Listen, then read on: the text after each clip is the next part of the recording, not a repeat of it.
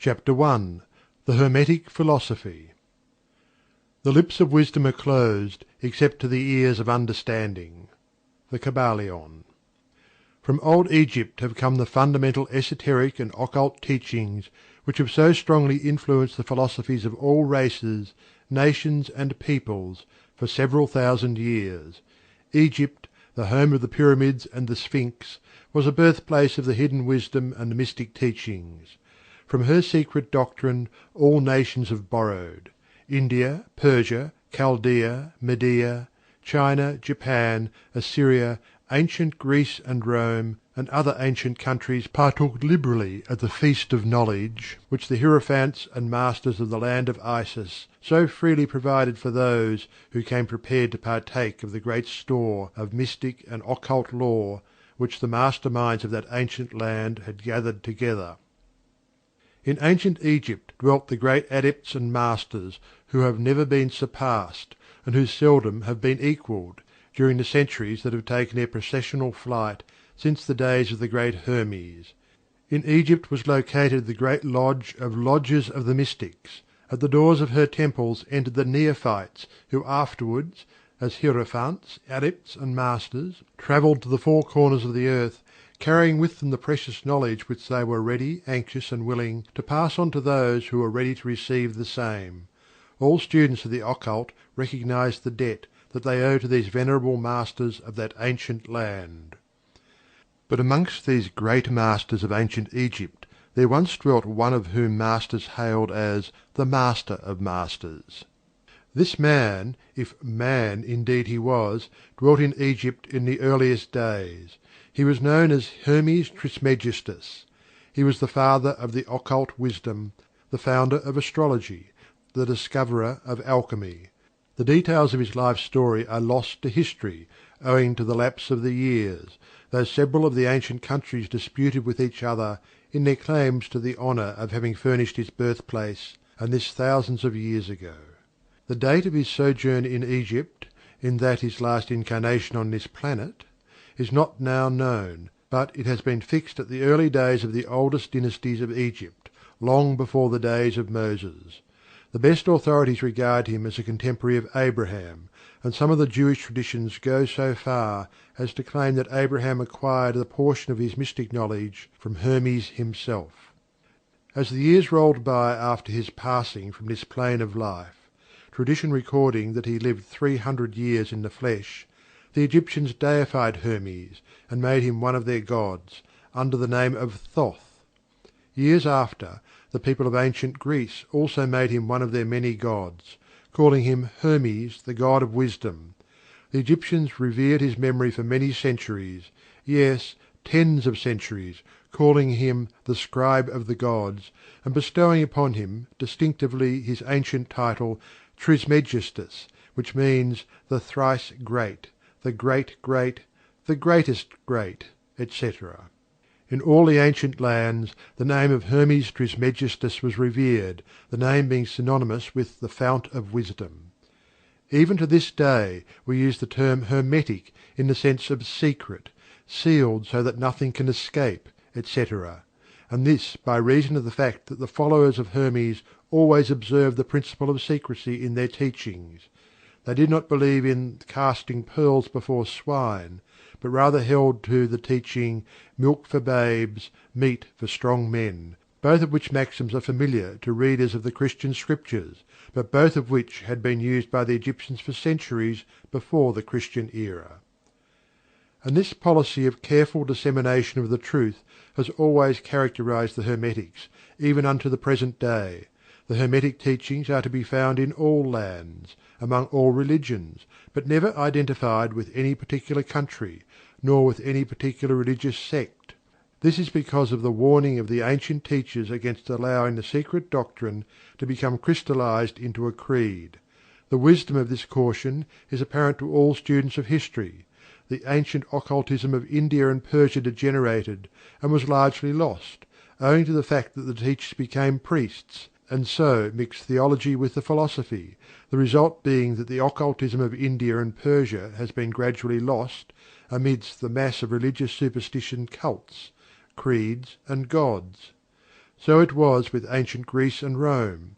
So it was with the Hermetic teachings of the Gnostics and early Christians, which were lost at the time of Constantine, whose iron hand smothered philosophy with the blanket of theology, losing to the Christian Church that which was its very essence and spirit, and causing it to grope throughout several centuries before it found the way back to its ancient faith, the indications apparent to all careful observers in this 20th century being that the Church is now struggling to get back to its ancient mystic teachings. But there were always a few faithful souls who kept alive the flame, tending it carefully, and not allowing its light to become extinguished. And thanks to these staunch hearts and fearless minds, we have the truth still with us. But it is not found in books, to any great extent. It has been passed along from master to student, from initiate to hierophant, from lip to ear.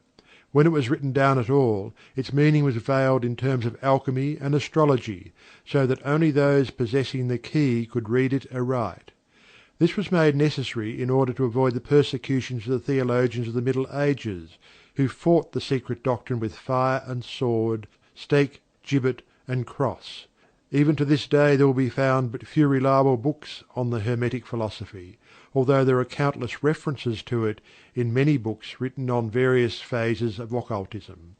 And yet the Hermetic philosophy is the only master key which will open all the doors of the occult teachings.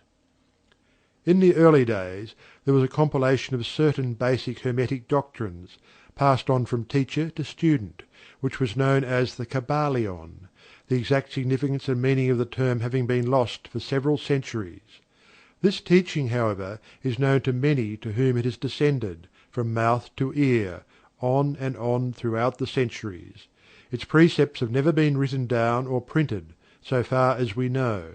It was merely a collection of maxims, axioms, and precepts, which were non-understandable to outsiders, but which were readily understood by students, after the axioms, maxims, and precepts had been explained and exemplified by the Hermetic initiates to their neophytes.